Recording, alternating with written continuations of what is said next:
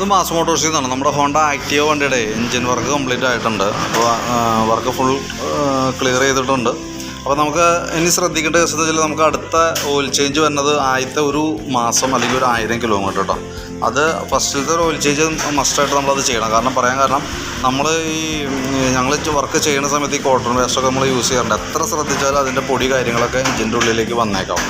അപ്പോൾ അത് ഫിൽറ്ററിൽ വന്ന് ബ്ലോക്ക് ആവും. അത് ഇപ്പോൾ ക്ലിയർ ചെയ്ത് കളയേണ്ട അത്യാവശ്യമാണ്.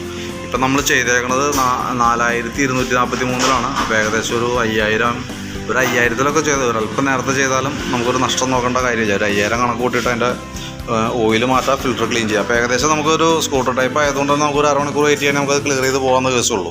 പിന്നെ കൂട്ടത്തിക്കടെ ഓയിൽ ലീക്കേജോ അങ്ങനെ എന്തെങ്കിലും പ്രോബ്ലം ഉണ്ടോ എന്നുള്ളത് ചെക്ക് ചെയ്യാനുണ്ട്. അതിന് വേണ്ടിയിട്ടാണ് കേട്ടോ. അപ്പോൾ അത് മറക്കരുത്. അത് കഴിഞ്ഞാൽ പിന്നെ നമുക്ക് ഓരോ 3000 കിലോമീറ്റർ ബേസിൽ നമുക്ക് അതിൻ്റെ സർവീസും ഓയിൽ ചേഞ്ചും അങ്ങനെ കണ്ടിന്യൂ ചെയ്ത് പോയാൽ മതി. വേറെ പ്രോബ്ലം ഉണ്ടാവില്ല. പിന്നെ അതിൻ്റെ ബില്ല് കാര്യങ്ങൾ സൂക്ഷിക്കുക. നമുക്കൊരു 1 ഇയർ വാറണ്ടി അതിനകത്ത് കിട്ടും. അപ്പോൾ അതൊന്ന് ശ്രദ്ധിച്ചാൽ മതി കേട്ടോ. ഓക്കെ.